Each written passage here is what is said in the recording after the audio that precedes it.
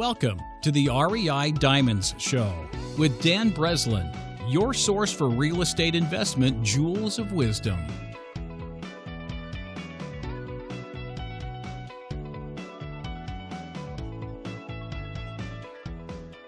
Welcome to the REI Diamond Show monthly market update episode for this month of September 2017. I'm here again with our resident expert economist and wealth advisor, Paul Sloate, CEO and founder of Green Drake Advisors based in Wayne, Pennsylvania. If this is your first time joining us here on the REI Diamond Show, or if you are one of our returning loyal listeners, welcome to the show. Every week, I invite a real estate expert from somewhere in the United States to share their wisdom as it relates to real estate investing. If you're interested in checking out our full catalog of shows or interested in receiving an email when the weekly episode is released, sign up at www.reidiamonds.com. You'll even get a free download of my book on wholesaling called Become a Wholesale Real Estate Master.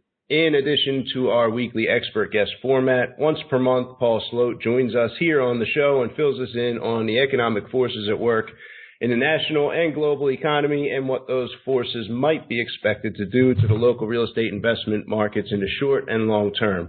Once again, this month, single-family real estate seems to remain strong. However, you might want to listen closely for the economic impacts coming down the pike as a result of the recent run of hurricanes. Let's get right to it. All right, welcome to the show, Paul. Hey, welcome, Dan. And how are you doing today? I'm doing well. It's supposed to be a rainy day here in Philly, but it turned out to be partly sunny. So, nice. That's much better. I am standing here looking out over the lake, beautiful sunny day with a little bit of clouds out there. Construction's still going on, so if you hear that on the episode, I apologize in advance, but otherwise we should be good to go. We should be good to go, and just for your listeners' benefit, we're recording this on September 14th, 2017. All right. I might as well give the floor to you, Paul. All right. Well, has anybody noticed that the economy has started to grow a bit faster? Well, if you haven't, you should have, because that's exactly what's going on. And when we look at all the data, it confirms that the overall economy is accelerating. And why is that? That is because we've had a change in presidential administration, and many of the policies from the former administration that held back the growth rate of the economy have been reversed or in the process of being reversed. And we would put those into a number of categories, but they include putting in place permits for a number of infrastructure projects, removing the possibility of a significant tax increase, putting on notice countries like China that they cannot solve their internal growth issues by exporting to the U.S., and a few other things that have gone under the cloak in presidential decrees that have reversed many of the economic issues that were holding up investment in the economy. So that is something to keep in mind, because if we have truly sustainable faster growth, then we're likely to have truly sustainable higher interest rates and higher inflation. And in fact, we are seeing beginnings and stirrings of the edges of cost-push inflation. Now, a quick note on the government's inflation statistics. They are wrong, and they systematically understate the real inflation rate. And the reason for this is because every payment that the government makes to the average consumer is tied to the published CPI, or another of the inflation indices. So, for example, the government reported lodging away from home as having a negative increase year over year. In other words, the cost was down year over year. However, if we were to look at the statistics reported by Smith Travel Research, which is considered the industry data guru for the hotel industry, the average daily rate is up 1.7% year over year. So As you can see, there can be some pretty significant differences. We estimate that real inflation is at least 2% higher than what the government is reporting. And we would pay attention to a number of things that may even accelerate the government's inflation index. Number one, housing costs. So house prices have been rising at 6 to 7%, depending on whose index you look at.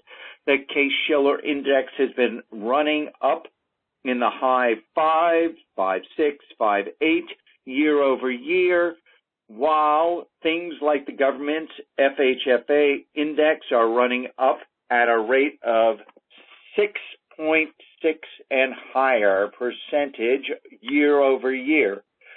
So housing prices continue to move up.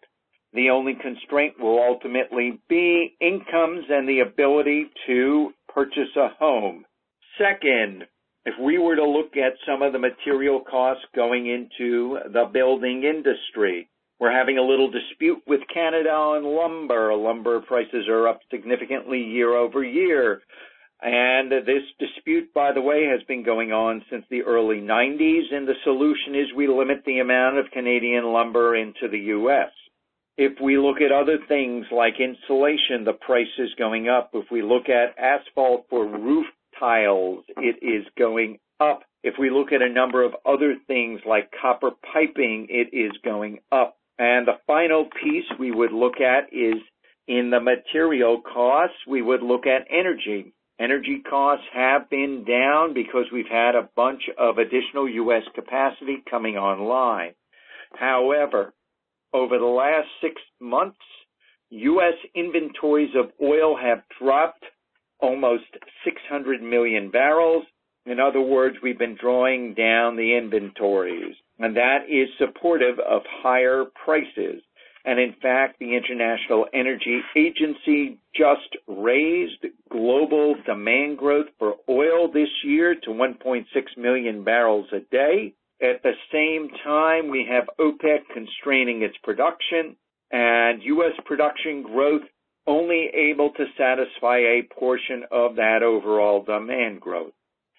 So what it looks to us is that we are going to have higher oil prices over the near term, over the next year or so. The other reason we think oil prices are headed higher is that Saudi Arabia plans to bring Saudi Aramco, its national oil company, public. It certainly doesn't want to do that at $30 oil. It would much prefer if oil prices were in the mid-50s. So I suspect there is going to be support for oil, and the Saudis will do whatever is necessary so that oil prices meander their way upward. In fact, we've seen oil prices, based on the recent demand data, start to creep up from the 40s, WTI Texas that is, and potentially headed into the 50s. And what everyone needs to remember is that energy goes into everything. So if I'm a trucker and it costs me more to run the truck, what does that mean? It means I have to charge my customer more. If I'm running a generator off that at the construction site, I've got more costs that need to ultimately be passed through to the customer. So one should keep an eye on energy because it goes into everything in the economy. Secondly, labor costs have started to creep up, especially for skilled labor. Labor costs for skilled labor are creeping up at 4 to 6%, according to a number of commentators. We would pay attention to this as it's going to cost more for those of you buying and fixing up houses to do so. So you better make sure you've got enough margin of safety for prices to creep upward. Lastly, we've had a couple of little storms called Hurricane Harvey and Hurricane Irma. We note that the typical norm for hurricanes is there are a slight depressant in the quarter in which they occur, so we expect them to have an impact on Q3 growth and maybe on some Q4 growth. However, Afterwards, reconstruction begins, and that adds to economic growth. We would note that housing permits have been creeping upward, and housing permits are already up on average 10% year over year for the first 7 months of the year. That means we'd be at almost an 825,000 or 850,000 rate for single-family housing. If we were to add reconstruction of another 100 or 200,000 homes because of the damage from the hurricanes and maybe the work needed to be done to repair maybe another 50 or 100,000 homes, there could be serious pressure on costs and on labor costs, as is typical after a hurricane when we come to rebuilding. So we think that the cost side of the economy is beginning to creep up. The other thing we think is that the dollar has peaked from a long-term perspective. The dollar is down 6% or 7% on a trade-weighted basis this year, and it's beginning to be reflected in import prices. As this reflects in import prices, that will start acting as an accelerant to inflation from a drag on inflation for the last few years. As the dollar has gone straight up, import prices have been going down. However, that is likely to reverse. And the other thing to reverse as the dollar goes down is some of the demand that got siphoned off to offshore countries is going to come back onshore, which will increase demand for manufactured goods in the United States and put some pressure on capacity utilization in manufacturing. We would note that the ISM is at a pretty high level, running up around 60, and the new orders is pretty good too, running up in the high 50s, and that's about as good as it gets when we're outside of the initial bounce out of a recession. So when we look at the overall economy, growth is strong, growth is fundamentally underpinned, and growth is accelerating. And the other thing our listeners should keep in mind is that when the economy grows faster, inflation tends to be higher because growth and inflation tend to go hand in hand. Lastly, we would point out that just because inflation has been low for the last 5 years doesn't mean it will continue low. Inflation has a very sneaky way of all of a sudden exploding upward. In fact, we just wrote a major piece to be released tomorrow showing how what's going on today looks very much like what went on in the 30s before the 1940s inflation, or in the late 50s, early 60s before the inflation that began in 1965. So we see inflation ahead and rising for the U.S. economy, and it is something to keep in mind. Second, let's talk about housing. Permits continue to rise 10% as we noted, and the level of housing starts is rising at a pretty good clip.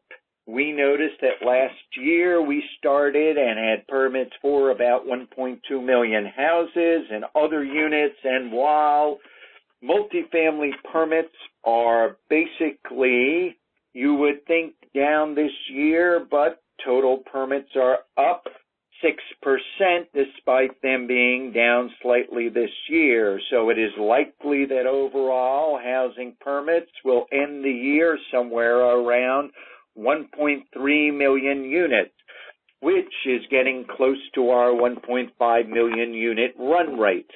We would point out that house prices have had a pretty good run and are now exceeding in a number of areas their peaks from back in 2007. There is now a question of affordability because we need incomes to rise in a period where interest rates are going up. Otherwise, the ratios won't work. And we would point out this is going to be especially important as millennials are now 42% of all home buyers.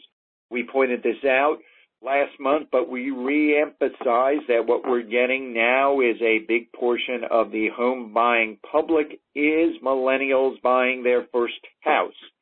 In about 5 to 7 years, they'll be ready to start buying their second house, but not yet. What we see going on in many local neighborhoods is young families with children moving into those houses that are becoming vacant. And what we've seen recently is some of these starter homes sitting there, as we suspect with the rise in mortgage rates, it's becoming more difficult for the millennials to make the income ratios they need to in order to be awarded a mortgage. Lastly, we would make a comment on the rental market. As you know, we have been less positive on the rental market.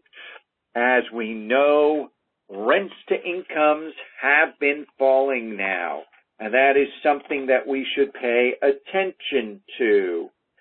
As rents to income start to fall, it's going to limit the ability to increase rent. The initial issue with rents right now is that we brought on a whole bunch of incremental capacity over the last 12 months, and that's going to continue over the next 6 months, but should tamp down a little bit in 2018. However, as the housing statistics show, millennials are moving into their prime first home buying years, and we expect them to do that and move out of the rental apartments they have been occupying for the last 5 to 8 years.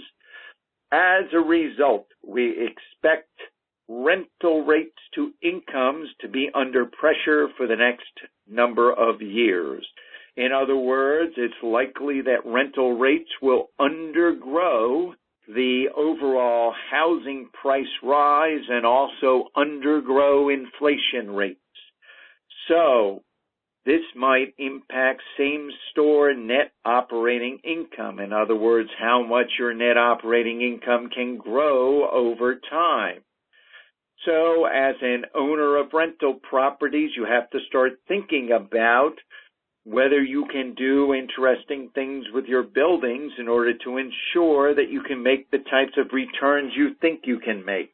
So, this is just something to watch and think about as we move forward here with the rental market, and we think that over time the rental market's going to come under more pressure, especially after the next recession, which we expect probably in 2019, based on the Federal Reserve's plans on raising rates during 2018. We expect that if they raise rates the way they say and take money out of the economy the way they've stated, that this will ultimately lead with a lag, as it always does, to a slowdown in the economy, and in this case, likely a recession, as we've watched the various props of growth in the economy be pulled out one by one. And many of the other areas are interest rate sensitive that are left. And should the Fed squeeze and it cause a downturn in these areas, then you would have a recession.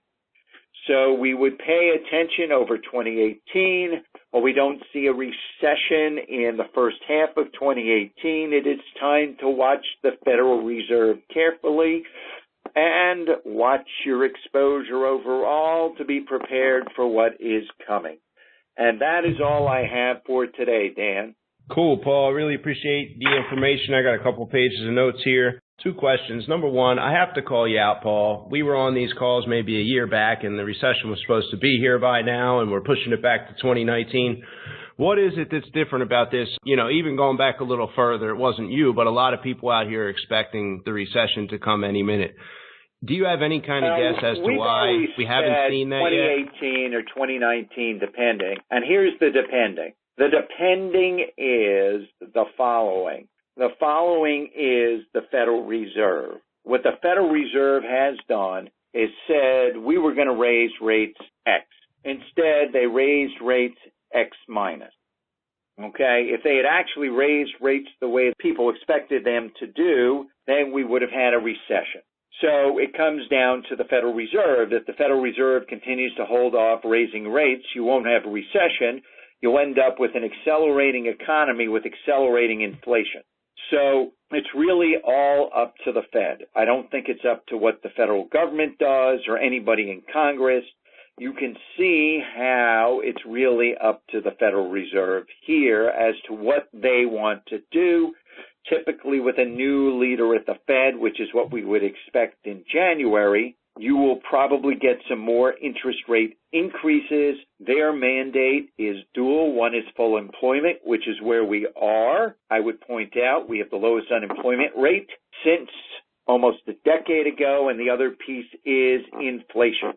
So their dual mandate is price stability and full employment. You're at full employment, so they're going to shift to inflation. If inflation picks up, as we see it already doing, then they will have no choice but to raise rates. So I think that that's the real question. What is the Fed going to do? If they continue to hold off raising interest rates, what you will get is an accelerating economy and accelerating inflation. Gotcha. Yeah, I didn't mean to come at you or offend you in any way like that. Oh, I'm not offended. If I did, my apologies. As pretty famous guy once said, when the facts change, the analysis changes. So what happened is the facts changed. The Fed didn't do what it said it was going to do, so therefore the facts changed. Makes sense. The other thing I wanted to talk about, which is a pertinent statistic for me watching many of the markets that I'm in the country right now, and that's the 1.5 million unit run rate versus the 1.3 million units. I believe that was permits that were issued. I may be mistaken in that number. My question really, Paul, is how many more years until we've reached kind of an equilibrium from the deficit we were in the 2008, 9, 10, 11, 12 years versus when we started to build more units? I mean, just a guess. I'm not looking for an exact calculation, but how many more years? 2 to 3 years, probably by 2020. And here's what we're looking at. We know for the public home builders, they have a lot of land inventory that's now going through the permitting process. And that's going to take a couple of years, right? As you know, you can't just get a big piece of land permitted overnight. My partner sits on the zoning board for a local township, and these things take time because the home builders say, well, this is what we're going to build, and they always ask for more than they want, and then the township comes back and says, well, we'll give you this, and then the home builders say, no, that's not enough, and, they wrangle for a while, right? And then they agree on something, right, to get the whole thing permitted, right? And then once you're permitted, you got to make sure that all the environmental, all that other stuff is done. So it takes a bit of time before you can actually build on the land, right? But makes sense. What we're seeing going on is that there's a lot of land being teed up to go through the permitting process, okay? Now, it will take time because, you have to ramp this whole thing up, but we see it being ramped up. Okay, and our gut guess says that somewhere in 3 years away, that single-family numbers will get back to where they've always been in terms of building, Then you'll have a certain number of apartment units, and you'll be in that sort of 1.4 to 1.5 million range, which is kind of equilibrium. Now, that's not to say we won't overshoot it, because if you look at any housing cycle, you've had a period below and then a period above in terms of units. And what you could happen is in the early 2020s, if starting in, let's say, after the next recession, let's say late 2019 and 2020, you could get a lot of millennials buying their first house, right? And you could then accelerate production above the 1.5 million, and it still gets absorbed until rates go up. And then you'll have your classic housing cycle. But I think that's kind of where you are. It's a little hard to tell exactly. We've been kind of just creeping up, and so we're getting there. Does that make any sense, Dan? It does. That's kind of what I suspected. I do have one last final question here, Paul, before I let you run, and that is, what impact, if any, will the strength of the dollar have on single-family housing prices here in the United States? Will a falling dollar, on the worldwide scene have any impact for us single-family real estate investors here stateside? Here's how it could have an impact. If the dollar continues to fall, imported goods prices are going to go up. It will provide more pricing flexibility to domestic manufacturers and feed through in the inflation statistics. The other place that it could feed through is if you have a weaker dollar, you'll have more, production here, which will probably accelerate economic growth, which will tighten up probably the labor market more, right? So labor rates could accelerate even more. So I think it depends, but I think that's a more long-term impact. And then the other thing you have to keep your eye on is the trade negotiations. So, for example, NAFTA is being renegotiated. And basically, Canada and Mexico said, well, we don't want any changes. Of course, they don't want any changes because the current, trade status is very beneficial to their economy. Okay? We run a massive trade deficit with Mexico. Before NAFTA was passed, the whole way it was passed is that we would be selling goods to the Mexicans. And if you remember, Ross Perot said, no, that's wrong. What's going to happen is all this manufacturing is going to get relocated to Mexico to hire $1-a-day Mexicans, right? And that's exactly what happened. And so all this manufacturing has been pulled off, right? On top of which, right, technically, if you go back to classical economics, if you're running a trade deficit with a country, your currency should depreciate relative to that country, and that country's currency should appreciate, right, until you reach equilibrium. Well, the exact opposite has happened with Mexico. The Mexican peso is way below where it was when NAFTA was enacted, and the first thing the Mexicans did was cut their currency significantly in value so they could sell more goods to the U.S. I suspect that that game's over. And if that game is over for Mexico, it's over for other countries too. So to the extent that we're not going to allow other countries to grow by depreciating their currencies and selling goods to us, it's going to create more demand internally for production of whatever, and it's going to be more inflationary. So ultimately, I think all these forces there look to me like we're going to have more inflation than less inflation in the future. Does that answer your question? So, I know that's a roundabout way to look at the dollar, but I think that that's really the way I would look at it. Yeah, I think, and my guess is, Paul, on the dollar strength is probably going to increase the cost of construction again, which is exactly what you're talking about with the inflation issues that we're dealing with right now in the market and have been this year. I don't know that it would have an impact, at least from my perspective, if the dollar is weaker or stronger when I have Mr. and Mrs. Smith buying a house from me in, Tampa, Florida, who are going to live in the property. I don't think it's going to matter, except it might accelerate U.S. growth, which might mean that their disposable income is going to go up faster. Got it. So they might pay more for it. They might be able to pay more. Tough one to forecast.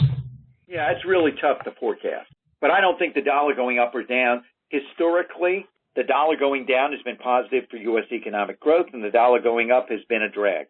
And that can be statistically shown to be true. Paul, for any listeners that do not know who you are, do you want to give a brief, who you are once again for the wrap-up and some contact information for them to get in touch with you? Sure. I am CEO of Green Drake Advisors, which is a full-service wealth management company. We do both advisory on the financial planning side of the ledger as well as do the actual wealth management for our clients. Oftentimes, they have significant investments outside of the money that they have us manage for them, and they ask for our input into evaluating those investments. The best way to get us is to go to our website and fill out the Contact Us form, and somebody will get back to them within 24 hours, or they can call our offices at 610-687-7766, and someone will be back to them within a day. All right, cool. Once again, thanks, Paul. Appreciate you taking time out of the day to share with our audience these jewels of wisdom. Thank you, Dan, and I appreciate it. And thank you for listening to this monthly market update episode of the REI Diamond Show. Are you interested in receiving an email notification the next REI Diamond Show episode as it's released? You can either sign up at www.reidiamonds.com or subscribe through one of the podcasting apps, including iTunes, Google Play, and Stitcher. Do you have deals for sale? Go to www.reidiamonds.com and send them over. I am buying in Philadelphia, New Jersey, Delaware, Maryland, Chicago, Atlanta, Tampa Bay, and Miami regions in Florida. You can also find deals that I have for sale along with our full catalog of REI Diamond Show episodes. Tons of cash generating and wealth building opportunity can be found there as well. Thanks again for being a loyal listener of the show. Dan Breslin here, signing off. Thank you for listening to this episode of the REI Diamonds Show with Dan Breslin. To receive email notifications of new weekly episodes, sign up at www.reidiamonds.com.